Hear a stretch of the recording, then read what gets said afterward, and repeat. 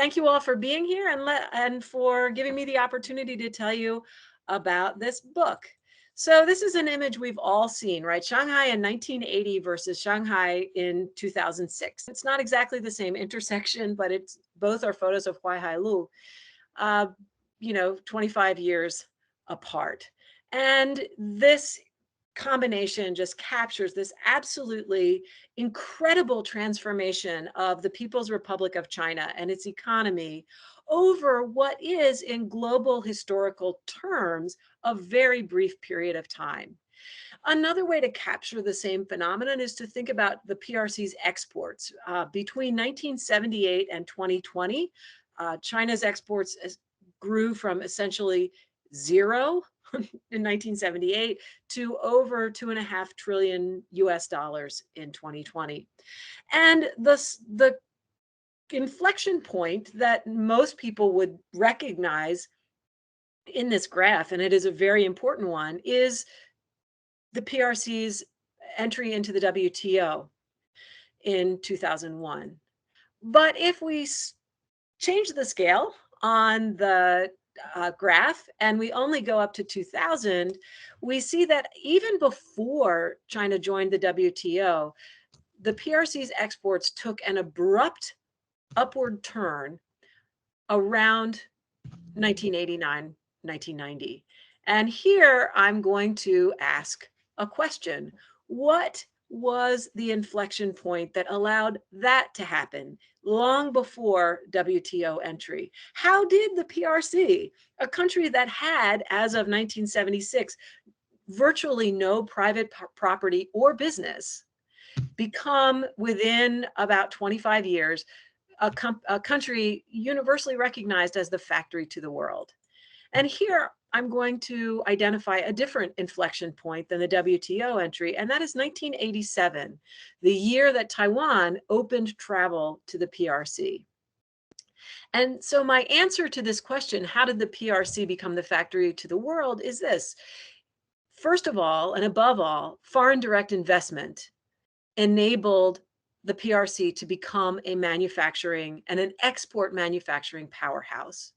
But specifically, investment in manufacturing by ethnic Chinese from overseas. And above all, I think the most important of these groups were Taiwanese investors, or the Taishang. And here they are. Such a phenomenon in China in the 2010s that there was even a TV show about Taishang, which I think is actually much sexier and more dramatic than real life for most Taiwanese entrepreneurs in the PRC.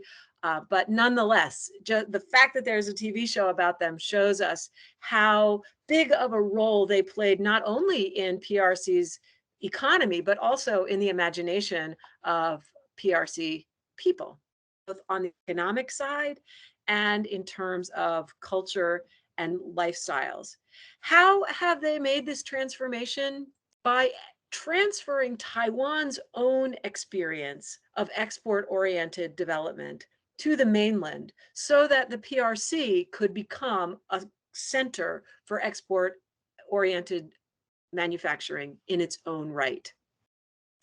So some of us on this call are old enough to get the joke in Toy Story 3, Buzz Lightyear. If you've not seen the movie, Buzz Lightyear is a toy, but he doesn't know it when the film begins. He thinks he's a real space guy. And his illusions are destroyed when he discovers on this flap underneath his glove the words "Made in Taiwan." And that's a great joke for people in my generation, who I think are largely the audience for Toy Story 3. Because when we were growing up, everything like Buzz Lightyear was made in Taiwan. You know, our Barbie dolls and our transistor radios and all kinds of little doodads that we played with or lived among every day. The stereotype was that they were made in Taiwan, and they were made in Taiwan. This was Taiwan's first wave of export-oriented manufacturing in precisely these sectors. But what has happened since 1987 is that Buzz Lightyear is no longer made in Taiwan. An actual literal Buzz Lightyear toy that you could buy today is made in China. So that's the story that I tell in this book, how Buzz Lightyear went from being made in Taiwan to being made in China. So I start the story by just kind of charting out Taiwan's own developmental path, which began with some degree of infrastructure development, including human capital development and industrialization during the Japanese colonial era, and then got a big boost in the 1950s from Taiwan's agricultural revolution, which enabled capital accumulation among rural households in Taiwan that facilitated their entry into the manufacturing world through clusters of small and medium sized enterprises doing contract manufacturing for clients mainly in North America, but increasingly in the rest of the developed world as well. So by the 1960s, 70s, 80s, Taiwan had become a global center for contract manufacturing for export, not through the kind of Japanese or Korean developmental state model of large scale manufacturing, but through this very uniquely Taiwanese phenomenon of small and medium sized enterprises. The big moment for Taiwan's SMEs, manufacturing oriented, export oriented SMEs, came in 1987. And it was a really well timed moment as well because the cost structure in Taiwan, as well as the regulatory environment and also the exchange rate situation facing Taiwanese businesses in the 1980s had all turned very negative for traditional manufacturing. So it was expensive to make Barbies in Taiwan, actually too expensive to make Barbies in Taiwan by the late 1980s. And a lot of Taiwanese companies were really looking for an escape from the cost environment that they were facing at home.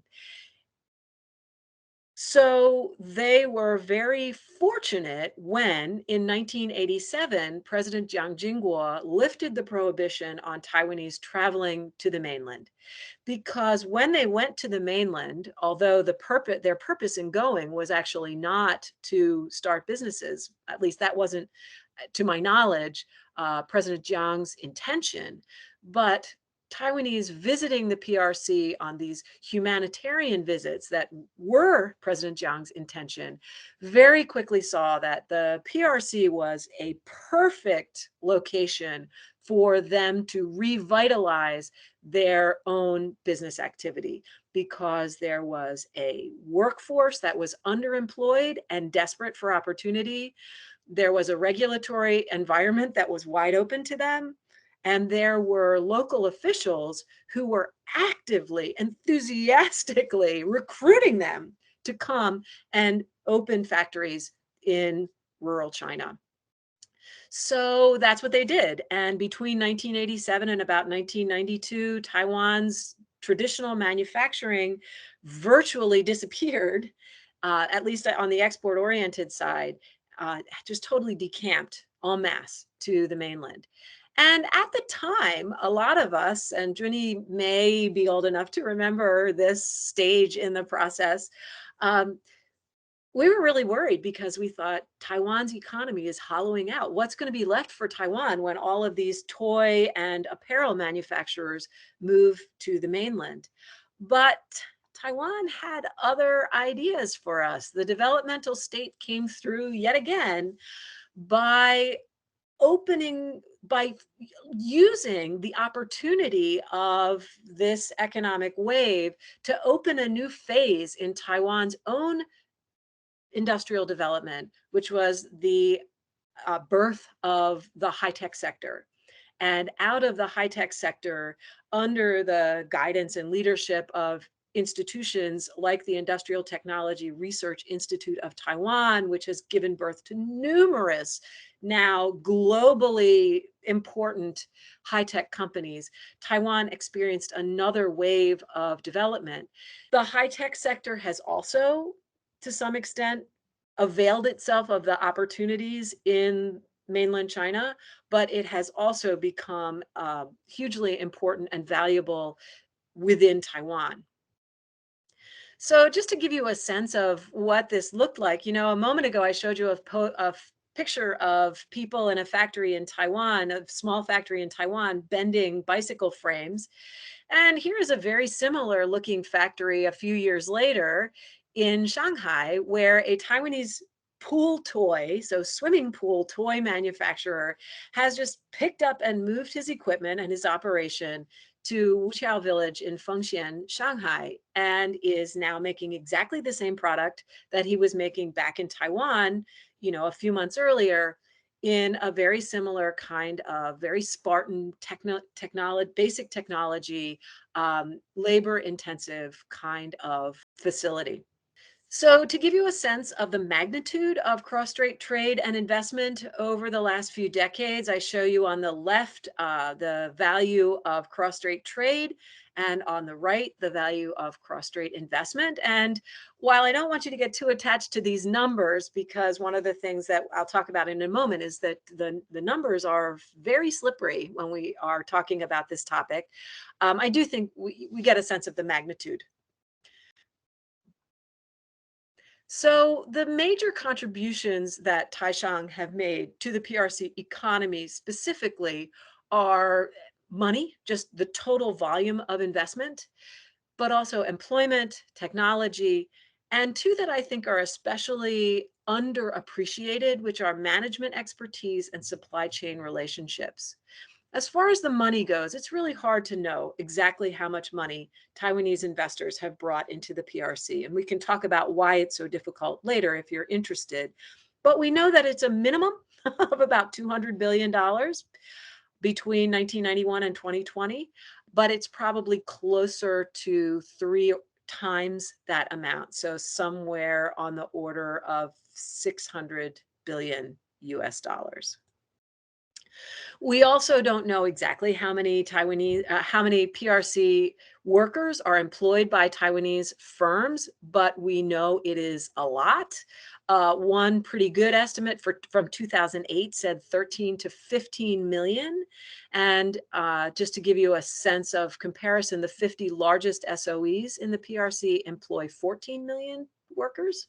So, Taiwanese firms were comparable in their employment impact to the largest SOEs.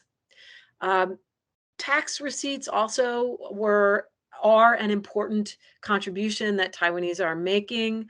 And some Taiwanese employers are just enormous and really kind of influence their entire category in the mainland. One other point to make about jobs is that this is not an effect that is spread evenly. Jobs tend to be concentrated in certain provinces and localities, which means that in those places, they are especially important to the local governments. Taishang also brought technology to the PRC that would not have been readily available otherwise, and access to technological processes that were proprietary to Taiwan's partners, their international branded companies that they were doing contract manufacturing for, that could really only enter China through a trusted supplier, aka a Taishang firm. In terms of management expertise, I use this image from Studio Ghibli of the castle in the sky to applaud my friends and just brilliant scholars, Chen Mingqi and Yifeng Tao, Yifeng, back in Taiwan, who came up with this idea of the fortress in the sky model of Taiwanese manufacturing in the mainland.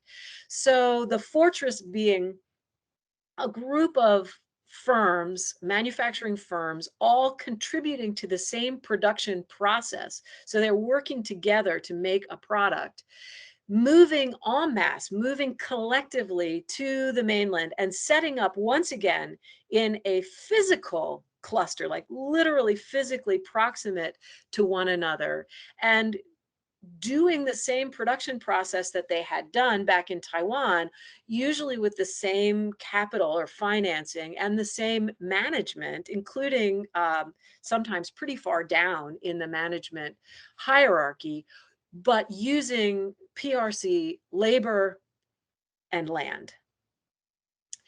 However, over time, PRC individuals and organizations have kind of penetrated the fortress and learned how to do the kind of high quality, export oriented manufacturing that Taiwanese firms have mastered. And so have begun to build their own fortresses, or at least their own uh, industrial clusters, and enter supply chains even without working through a Taiwanese entity. And then finally, the perhaps the most significant of all of the economic contributions that Taishan have made to the PRC is the availability or access to global supply chain relationships. Nike doesn't just let you make shoes because you say you can do it, right? You have to prove to Nike that you have the capacity to provide what they need at the cost they want, while protecting their proprietary information and intellectual property, which is really a lot because Nike's whole business is design and branding. So for PRC shoe manufacturers to enter that supply chain on their own would simply have been impossible. However, because Taiwanese shoe manufacturers had a long-standing relationship with Nike and other similar brands, Adidas is also on the slide, they were able to take that manufacturing operation to the PRC, where now some PRC subcontractors are able to participate in that supply chain. So the Taiwanese companies brought the relationship and then introduced PRC firms and individuals into those opportunities. Same goes for Taiwanese contractors like Foxconn and Giant. And I think this is really something that we don't think enough about, is just how valuable the opportunity to be in supply chains has been to the PRC, and just how difficult it would have been to get there without the Taishan. So what did the Taishan get out of all of this? Well, they got a new lease on life. Without these opportunities in the mainland, many of them would have either found another manufacturing platform away from Taiwan, or they would have gone out of business altogether. Now I want to turn my attention for a few minutes to the other ways in which Taiwan has transformed aspects of the PRC, just very briefly. One is in terms of consumer tastes, the idea of affordable luxury, that even if PRC consumers can't afford to buy Starbucks, they can have a Starbucks-like experience at a price they can afford. And who will give them that experience? A Taiwanese company, because Taiwanese companies understand Chinese tastes, but they also understand Chinese price point, and they know how to create the feeling of luxury at an affordable price. So 85 度, 85 degrees is the sort of exemplar of affordable luxury for me. Another thing that Taiwanese have brought to the mainland that goes beyond business and money is philanthropy. So the idea that civil society organizations or private organizations might solve problems for people is not something that the PRC had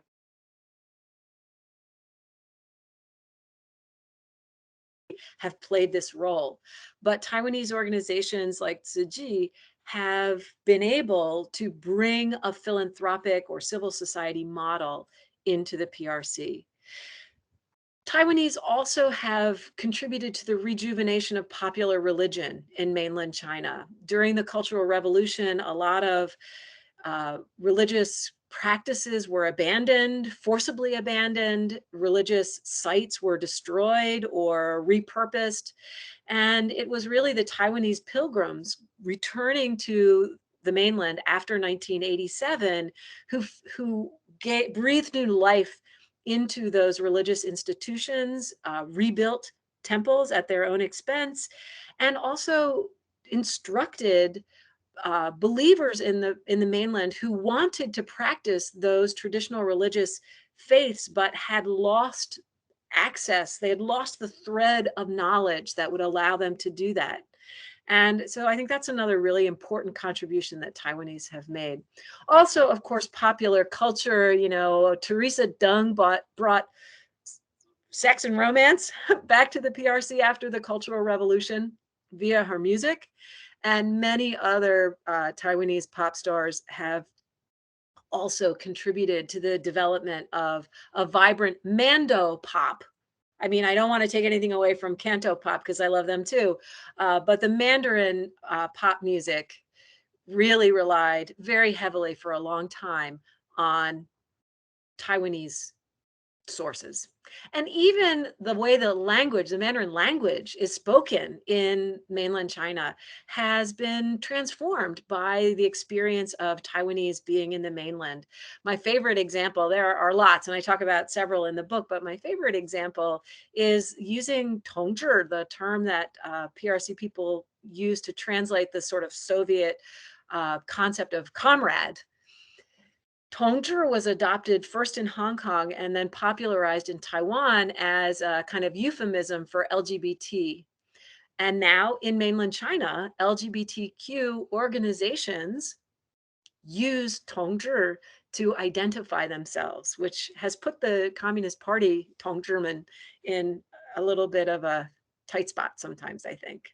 And I'm even now learning about additional ways in which Taiwan and Taiwanese investors have transformed the mainland that I didn't know about when I wrote the book. This is one that I just learned about from the wonderful anthropologist Karim Friedman, who has written about how the tea ceremony, the Gongfu Cha or Lao Ren Cha, developed in Taiwan in a kind of dialogue with Japanese tea ceremonies, has also now transferred itself to the tea industry in the mainland and become something that mainlanders use with the sort of subtext that this is, a Chinese tradition, but it's actually something that they've learned the specifics of this tea ceremony from Taiwanese.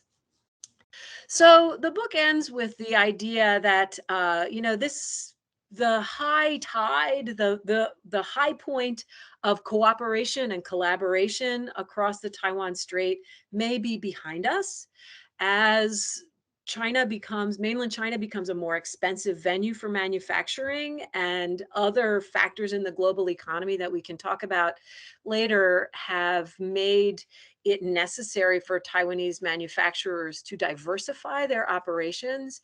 And as domestic PRC firms have entered into the supply chain, creating what Taiwanese call the red supply chain in mainland China. So it may be that we will